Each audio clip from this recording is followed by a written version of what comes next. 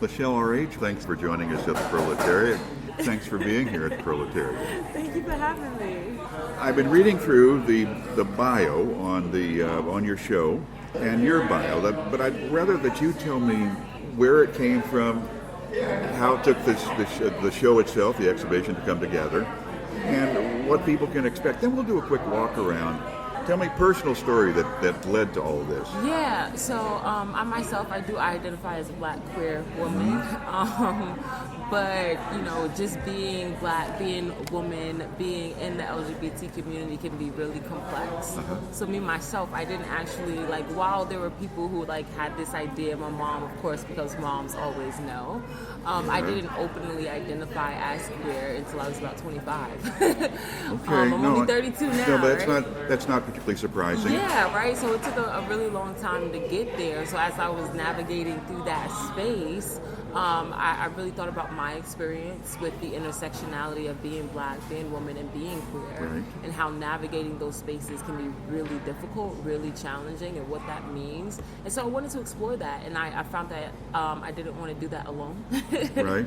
So I reached out to some women, both Black, queer women, trans women, and one poet in particular she's not Black, she's a cis heterosexual woman, but she is my ideal ally. For what it looks like to support. Was this approaching it from the written word and poetry at this time? Yeah, so originally it was just to explore it from written word because I'm a poet. Right. No, I know. And a three-time slam winner? I am. So I'm a poet first. So it started on the page, but then as I was meeting with these women and having these discussions, right. It just made sense, right, to capture their stories on film. So there is the documentary portion of it which captures them on film, and I wanted to make sure to put faces to the stories that I was telling as well. And so we captured the photos simultaneously, so it just became a 3-part organically because I was already having these conversations and it was really informing my own personal writing. Hence the graphics combined with the words on some of the pieces that you have here then? Yeah. That was a natural growth from this development? It was. And the video? Yeah. So the video was definitely, it was organic as well because I was already having these conversations. A large part of me is also, as a poet and a writer, a lot of what we do is really rooted in documentary style information, archiving our information. Right. So as a poet, I feel as though a large part of what we do is we use the word to archive and document stories. Right. And so as I'm having these conversations, a lot of that is in my mind. Well, how do I archive and really document these stories? And one of the most fundamental ways to do that is usually photography and film, right? We put them in movies, we put them on photographs so that people can see them when they come back to them later. So a reference point, archival material, stored in any number of different media at that time. Yeah. Where is the film available? The film right now has only been showcased in Austin, but also right now it is on my website, on YouTube, so it can be found pretty much. I'm going to get your website at the end, but let's go ahead and give your website now. Yeah, so my website, by LeChell, ByLechell.com, and all of my portfolio in terms of my artwork is just photos by LeChell. So same thing, photos by LeChell.com. And you're going to have quite a presence here at the Proletariat besides your exhibition here. I understand you're going to be the meeting with the artist on May 5th, I think it is. Yep. And then on May 18th, I have an actual reading of the work. Yeah. You'll be here for a night of poetry. Yeah, I am. Yeah, so it's just really good time to keep activating the space, to keep bringing attention to the space. So as soon as they gave me options, I was like, absolutely. I want to make sure to keep the space going and active so that people can continue to flood in, right? Instead of it just being a single opening night. Yeah, just something besides just art. Well, exactly. I think you'll find that there is a sense of fluidity here, so you'll have people in and out. Yeah, for sure. You want to take a walk, and you can tell me about some of the pieces as we walk around? Absolutely. Okay, let's start by the door over here, and then we'll wander on through. First of all, explain to our listeners that we've got graphics, photography, and the written word. Yeah, so these pieces, so I love black and white photos because I think using black and white really gives us a chance to look at emotion, Agreed. as opposed to being distracted by the color around it. But when I had these black and white photos, I was like, how do I really make these the focal points of the artwork? And so I really wanted to surround them with a lot of collage.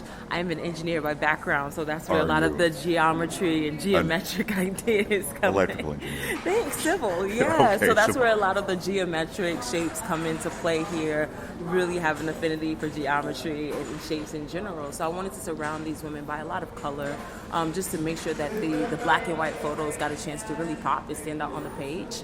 And each, around all of the poets, there's some poetry that I wrote specifically About this- around the women. about that scenario. Yeah, about the scenario, or about that came out of the conversations that we had. Right, So, for right. instance, Eris's favorite poem, like one of her favorites, is The Golden Shovel.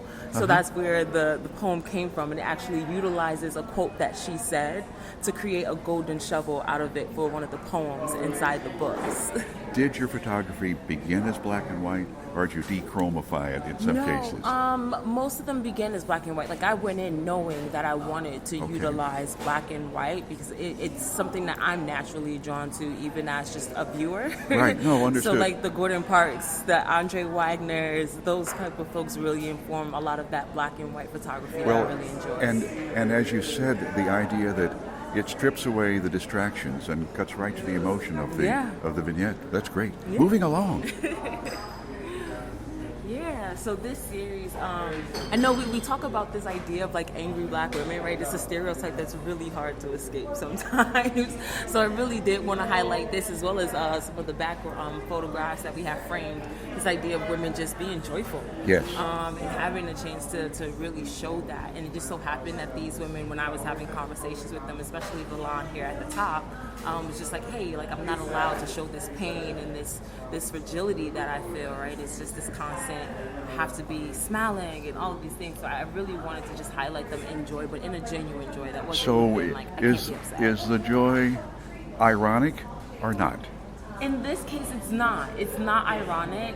When you pair it with the concept of that angry black woman stereotype, it might feel as though. Okay. But in these moments, they were genuinely happy. That's nice. We did a great job of capturing it, by the way. And more?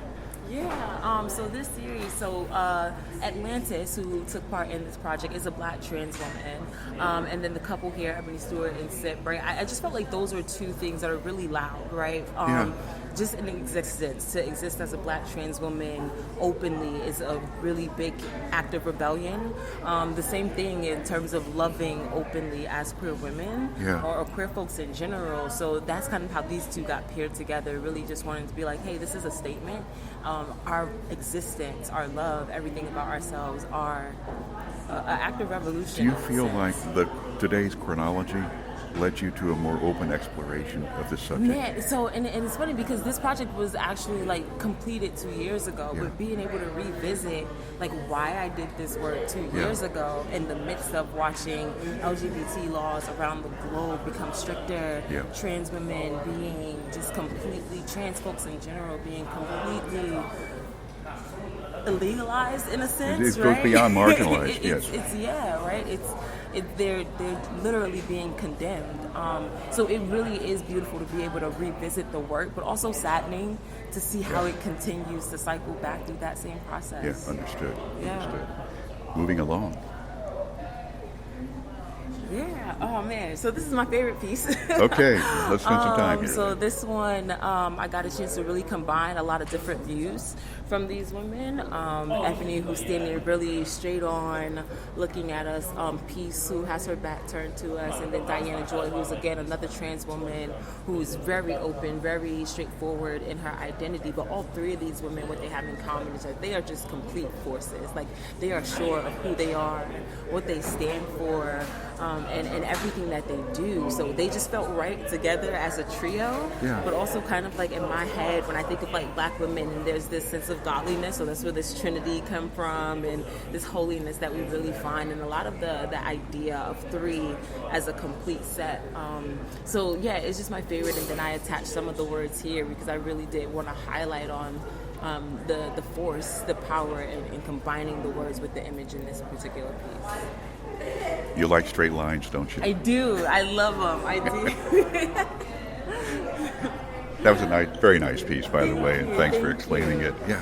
Yeah, so this one I really enjoyed too because I got to play with a lot of color.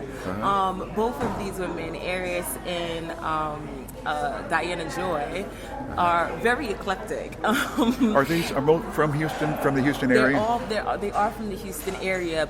Eris Kiana is actually the 2023-2025 Houston Poet Laureate. And again, just the epitome of what an ally looks like, who was just willing to step into this space, who has such an acknowledgement and understanding of, even as a black woman, that there are certain privileges and things that she gets to exercise that we don't as queer folks, as trans folks. So she just was perfect for this project. And Diana Joy, like I said, she's a younger, just recently beginning to transition into her journey, but just so sure, come from a really rough background. So when I put her specifically on color, it just felt right because her story is very much rooted in a lot of trauma, a lot of pain, but she just smiles. She's just such a joyful, beautiful spirit. You capture that. All right, so second last one on this wall. Yeah, oh man. So Simone was probably my favorite person, and just the joy that she felt when I finished this project. She's actually on the cover of the books. I saw that, yes. Yeah, and just the way she poured into me after to let me know how significant it was for her as a black, fat, queer woman to be on the cover of something. And I didn't really recognize it until she said it to me, but for her she just felt like all encompassing. Well, the fact that you didn't recognize it makes it all the more significant. Yeah, it was just I had a chance to talk to her and listen to her and hear her story, and I was just like, she is all encompassing. She is ideally what this looks like for me as a project. When I think about intersectionality, and even when we start to factor in desirability and colorism and how it plays in, and you get this 6'4" black woman who's queer and fat, and she's just like, I'm here, and look at my body, and it's here, and I exist. Yeah, she's marvelous. Alrighty, this is the final one on this wall. Yeah. And Balan. So Balan is such a gentle soul. I adore her so much. She actually ends my documentary because she just had this really introspective moment that almost had both of us in tears. She's just like, hey, just being able to be around black women, black queer women. This is a space where I finally get a chance to breathe, right? It's like I'm holding my breath for so long, and I get around these women, and suddenly I can breathe. And both of us just had this moment where we're almost in tears, right? Trying not to cry through it because it's just so real, right? That your safest space usually is around each other. How many times in the course of these conversations did you find yourself sharing a breath with the people? Often. And some of them even challenged me, Ebony Stewart, who's one of my mentors, even challenged me as I'm working through this and asking me some of the same questions, respond. So it really became a back and forth conversation of there were even things that I was holding that in the chance to talk to them, I got to let go of that and breathe. So they breathed just as much life into me as I might have into them. So it was just such an honor. As it should be, I guess. Yeah. Okay, let's go over to the other wall then. Dramatic black and white. Yeah. So Peace and Carmelita, I love them. They are just so comfortable in their skin and in their body. So this series, it's the 3, they can be bought in the 3 or 2, right? Because they're all very similar. I was just going to say. But yeah, they just were really willing to bear themselves with me, both physically and emotionally, and have these conversations. And they just capture some beautiful images, right? The eyes in both of these photos as they stare at me, them looking at themselves in the mirror and being able to just capture that moment and see it the way that they might potentially see it. But then also being able to let them be sensual and sexual without it being demeaning or overly sexualized by the gaze of the outside world was just a real pleasure to do, and that they trusted me with it was such an honor. Well, I mean, there's a unique quality to every one of these, and you're right. The eyes, are, I don't want to say haunting, because they're not. They're very honest. I think honest is a good word for it. But not necessarily. They're sensual, but not sexual. Yeah, I mean, it's just Yeah. And I wanted them to have that, right? These women are women who they love their bodies, Yes. but also they aren't objects by any means. So being able to have a moment to be sensual, and like I said, them trusting me to share in that moment with them and recognize that, like, I see you, and not because I have any interest or that I want you, but just because I recognize that this is your body. You have autonomy over that, and it's a beautiful thing. Very nice work there. Thank you. Very, very nice. Moving on over to the literary side now. The book, Jaywalking. Yeah, so books, man, that was a 2-year process Really? to get through. Yeah, it's the longest book that I've written. Such a challenge in terms of the writing, a very different, a lot of growth from when I first started putting pen to paper and giving it a space and letting it exist. So just something that I'm really proud of, a mix of both poetry and short stories. That was my next question. I know you're a poet. It's a mix of like a poetry and like essay style prose writing, just reliving certain moments, sharing in those moments, everything from being married to having a child, and how all of that intertwines in my experience as a Black woman. Wow. And then we come to the final set of 6 here. Yeah, so like I said earlier, I think we do Black women such a disservice to forget that we do have so much happiness in our lives. And that these moments, like even as we were having these really challenging conversations, we still were able to laugh with each other, smile with each other, and I was able to capture that. And it was just a happy moment, like despite how heavy some of those moments could feel. Well, it's an in-depth. It's not a superficial laughter in any way. We were genuinely having conversations, right? Like, 'cause also as a photographer, it's my job to make sure that they're comfortable. Well, and you're very good. And sometimes that requires me to let my guard down and share with them. But because my guard's down, they let theirs down, and we have these moments of crying, but also laughter. And I'm just there with the camera to capture it. Oh, that's great. This has been a delight talking with you. Anything that you'd like to say to the listeners of the podcast prior to them coming in to see your I really do hope that anybody who gets a chance to see this just walks away just ready to have more conversation. This really is about opening the dialogue, having a conversation, even more so now as we watch how the world maneuvers around the LGBTQ community. Take an opportunity to listen to their stories. LaChell R H, thank you for your time. Thank you so much for having me.